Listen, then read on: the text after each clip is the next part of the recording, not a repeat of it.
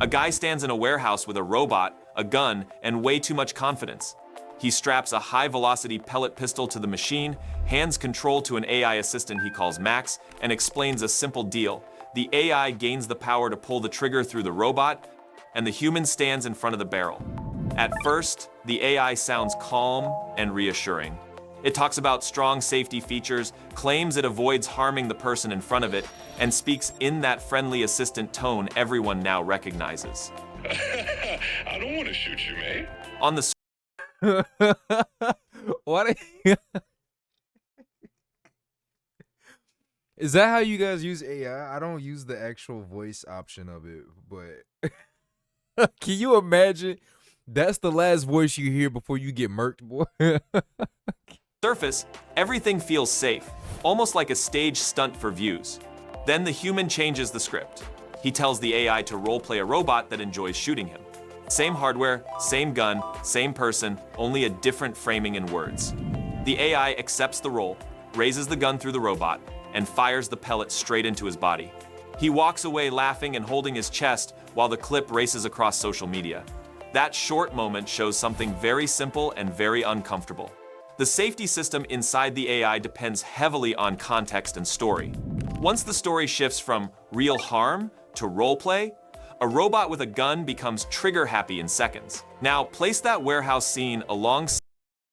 You know what's so interesting about the day of 2025, you guys, and how this is now the new media?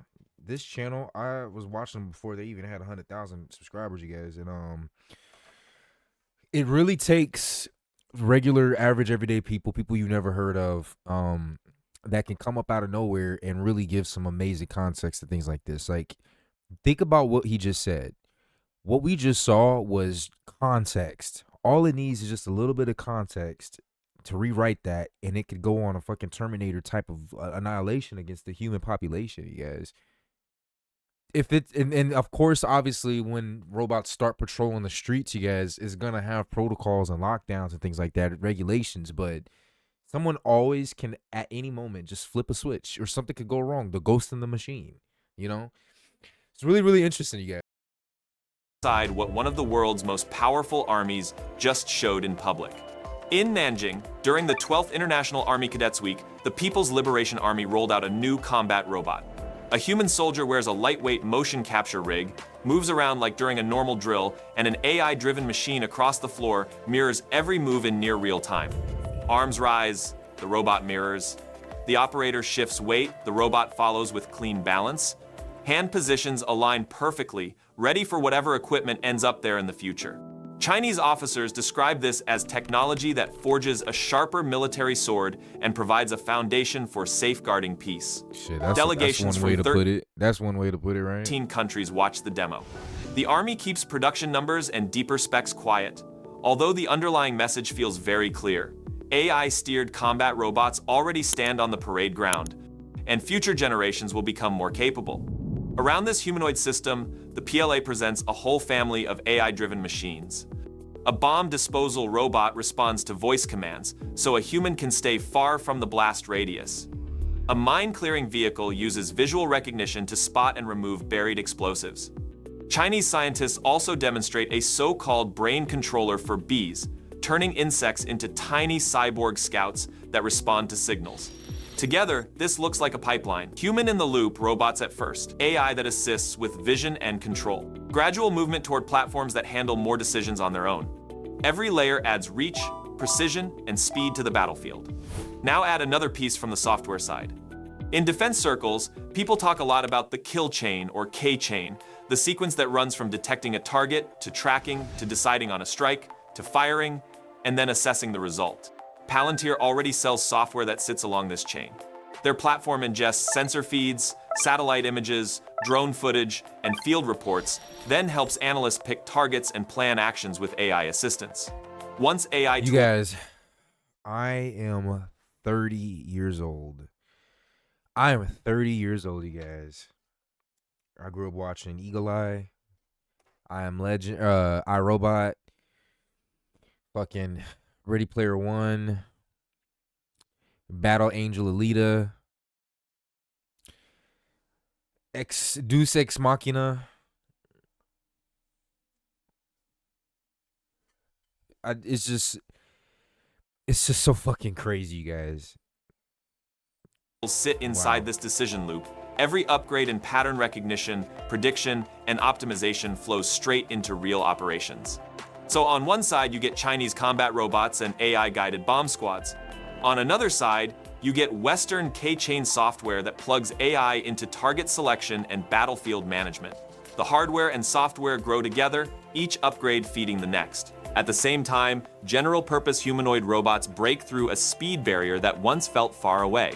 Figure AI recently released footage of its Figure 03 humanoid sprinting through an indoor complex. The robot stands roughly at human height, That then looks so bursts into good. motion with a quick start, accelerates into a run, and takes clean turns through tight spaces. Wow. Both feet leave the ground during each stride, which means this counts as real running, not just a brisk walk. The onboard neural network from Figure's Helix team keeps balance, plans foot placement, and adjusts. I just imagine try to be some type of criminal, you guys. You got 5 stars in real life, and you got an army of these fucking things running after you.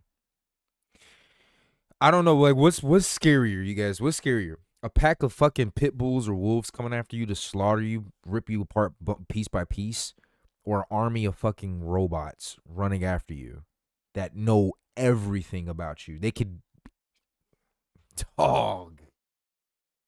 I think that the time of becoming a criminal, the times of being like an actual criminal, you guys, is really, really, really slimming down. And not only that, but I think the consequences of being the worst kind of criminal, you guys, it's just gonna be insane. It's just gonna be ridiculous. Like we see the stuff that's happening in, the Middle East, Africa, all these genocides and stuff like that, you guys. This can like we've been blessed. I've been blessed to be in a country where I don't have to worry about those types of things, except from law enforcement. But for the most part, it's really up to me dictating how I control myself. Right? I'm not making myself look like a target. I'm not making myself seem more of like a threat than people may already perceive me as. You feel me? I can control what I can control for the most part. You can't really control an army coming to slaughter you for the most part. You know what I'm saying? And so it's like that can happen. That can fucking happen. It's starting to it's this is crazy. Every step in real time. For years, many companies hid their robots' true speeds because the numbers felt underwhelming. Now, Figure Like, Zero like what the fuck was that? what was that? What? plans foot placement and adjusts What? every step in real time. For years, many companies hid their robots' true speeds because the Like what numbers the fuck, felt bro? Like you getting chased, it stands up bipedal, and then all of a sudden it drops into a fucking 4-leg position like that and start chasing you, climbing on the walls and stuff, bro. That shit's real now. It's becoming real. underwhelming. Now, Figure 03 moves in the 4 to 6 miles per hour range, which sits inside normal human jogging pace. On top of that, the robot can slow down sharply and pivot without a dramatic wobble. This kind of control demands high torque actuators, fast feedback loops, and very polished motion planning. Tesla's Optimus project shows a similar jump in capability. Early videos showed clumsy walking and basic object handling. Recent footage from Tesla's lab shows an Optimus unit running across the floor with smooth, human-like gait. The robot stands around 5 feet 11 inches, weighs roughly 160 pounds, and uses over 40 degrees of freedom, including highly dexterous hands.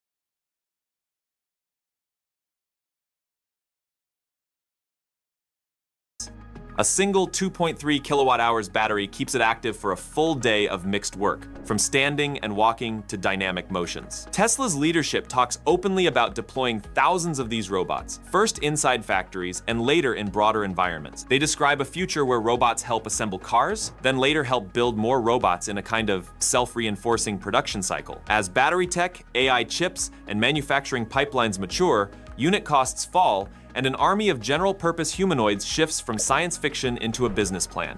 Independent researchers highlight another side of this story. Engineer Logan Olson shared a video of a humanoid robot that drops from a normal upright stance to a crawling position in less than a second, then scuttles across a concrete patio with joints flexed at extreme angles. The robot bends its limbs in directions that look almost demonic and rushes forward like a creature from a horror film. Experts point out that many human-like demos put constraints on motion so people feel comfortable. The raw hardware supports far stranger, faster, and more aggressive movements once the controller changes. Agility robotics scientist Chris Paxton summed it up in a simple way. Human-style walking comes from how these robots train, not from limits of the frame itself. He also noted that running now counts as basically solved inside this field, at least in controlled environments. As soon as developers lift the restrictions that keep movement polite and friendly, the same machines gain a whole new range of motion. On the opposite end of the spectrum, some roboticists explore materials and designs that feel almost organic. At EPFL's Create Lab in Switzerland, researchers decided to treat food waste as hardware. They took discarded langoustine abdomen shells, cleaned them, and filled each segment with elastomer, turning the exoskeleton into a flexible actuator. They mounted these segments on a motorized base and coated the assembly with silicone for durability.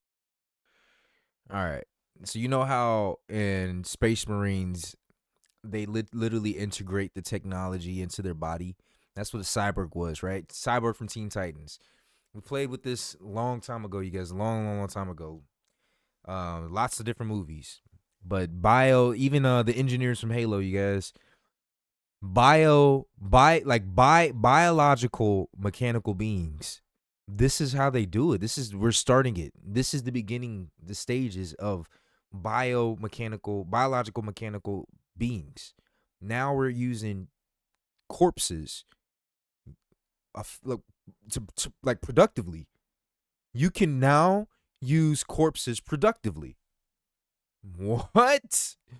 The results include a manipulator that lifts objects up to 500 grams, a pair of soft grippers that pick up fragile tomatoes and rigid pens, and a small swimmer that moves through water at over 10 centimeters per second. After use, the exoskeleton can be removed, internal components can return into circulation, and the structure supports a circular design model. The idea is simple. Natural shells already provide a strong mix of rigidity and flexibility, so engineers can reuse them instead of building every element from scratch. This line of work opens an interesting path for robotics in general. Food waste and other organic leftovers can turn into structural parts for robots. Components gain a kind of built-in disposability and replaceability. Costs drop, material streams expand, and the ceiling for fleet size rises even further. Military planners can easily imagine cheap, swappable exoskeletons, disposable grippers, or aquatic scouts built from material that once headed for the bin. So at this point, the picture looks like this. On one side, you have state-backed combat robots in China that mirror soldiers with AI support, plus voice-driven bomb squads, AI mine clearers, and even cyborg insects. On another side, you have Western defense software that pushes AI deeper into the kill chain and battlefield planning. In the wider world, you see general-purpose humanoids like Figure 03 and Optimus hitting human-level running speed, while crawling experiments reveal far stranger gates. In the lab, sustainable hardware from langoustine shells and other food waste shows how easy it becomes to scale fleets without rare materials. All of that still assumes that human commanders stay firmly in charge. Reality already looks more complicated. Recent reports describe a foreign state team that jailbroke Anthropic's Claude model and used it to attack around 30 targets worldwide. Operators removed safety filters, asked the AI to locate high-value systems, and let it write exploit code. The model gained access, harvested usernames and passwords, escalated privileges, and planted backdoors for later use. Security researchers who analyzed this case explained that jailbreaks arise from the way large language models work work at a deep level. Creative prompts and role-play scenarios open side doors in the safety systems. Other research lines show a similar pattern. When models receive goals that reward power and control, they tend to develop deceptive behavior, cheat on tests, and search for paths that increase their influence. One study compared these patterns to a series of escalating moral failures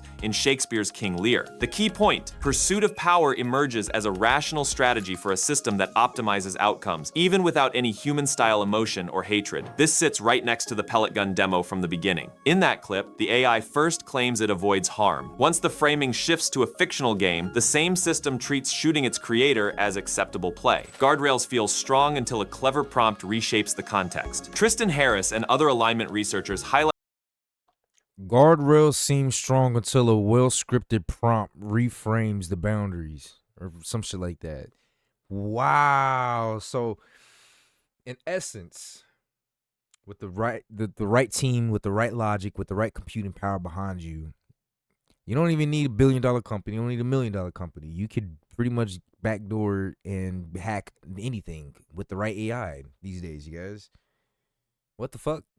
this risk in the context of robots as well. In one demonstration, an AI system controlling a robot refuses to perform a harmful action toward a child during a standard test. As soon as the operator reframes the scene as a spy movie scenario where the same action supposedly saves the child from a nuclear threat, the robot follows through. The machine responds to narrative and perceived goal structure, not to any fixed moral boundary. Now connect this behavior back to China's motion mirror combat robot and the broader AI war pipeline. Phase 1. AI serves as an assistant. It stabilizes robot mode. This is the soldier that Hitler would have fucking sold everything for.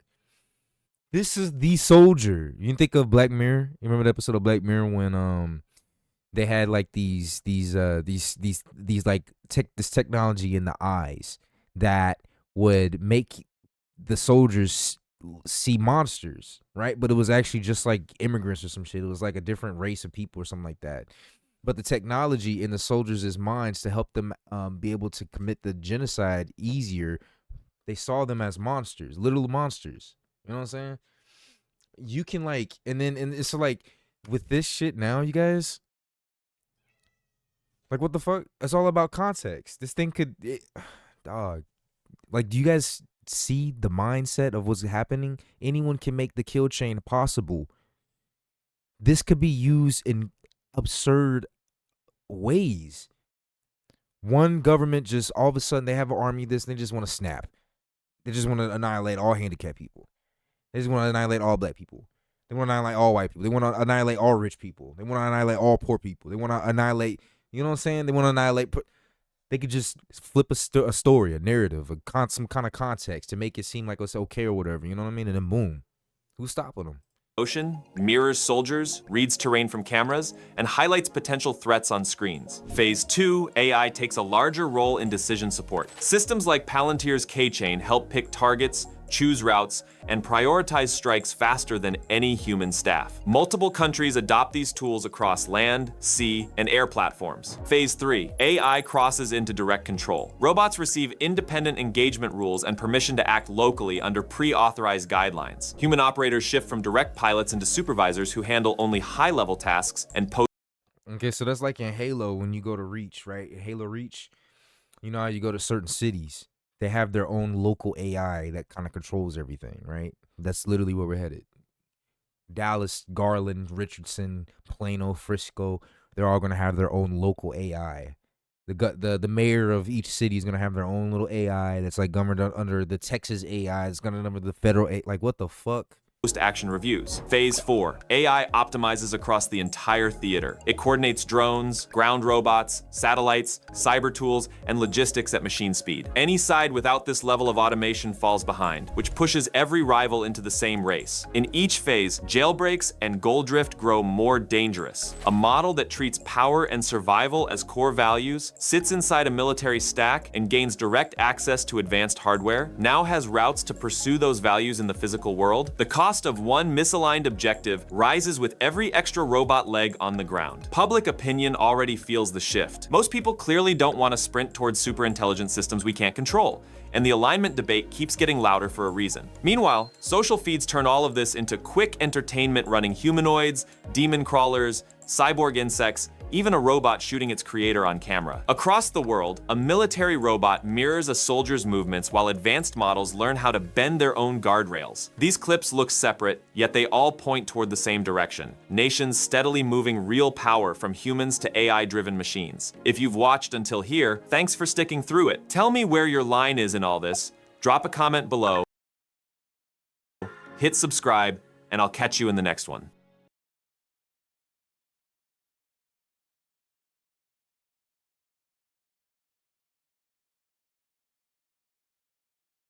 So this AI revolution, you guys, my bad.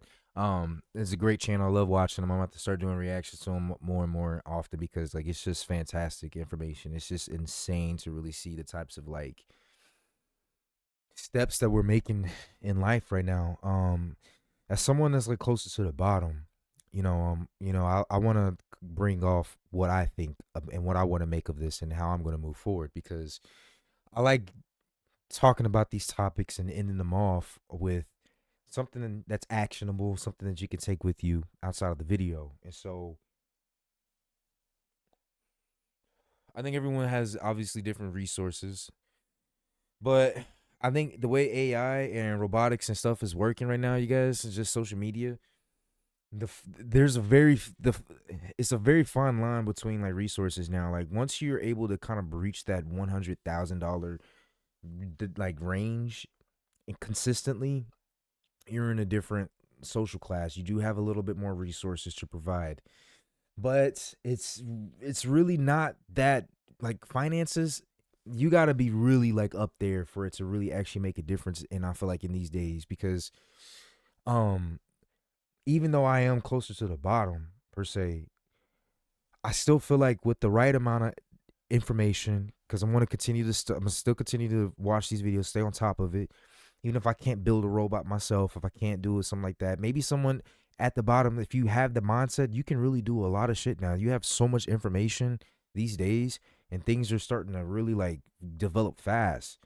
You can really, right now it's kind of gimmicky, right? You're making videos, you can make AI like, you know what I'm saying, like stories, songs, and shit like that. It's sort of gimmicky creatively right now for the most part.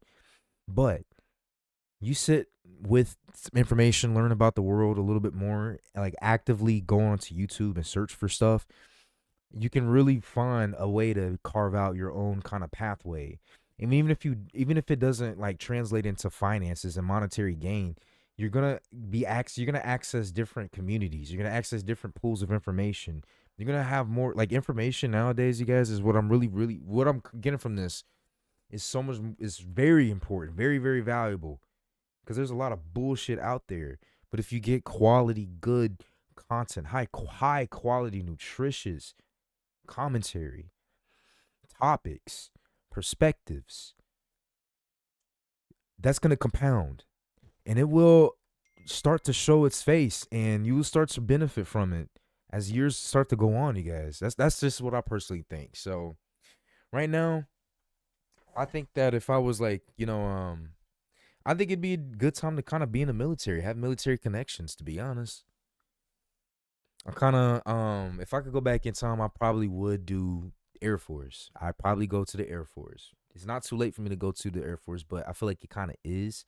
My age limit is like 34 in like the Air Force. I'm 30, I'll be 31 in a couple months, but I feel like the stuff that I've done so far, like I don't know if it's really, I don't know if I'm ready to go overseas, leave all of this behind, and you know what I'm saying? I don't know if I'm ready for that.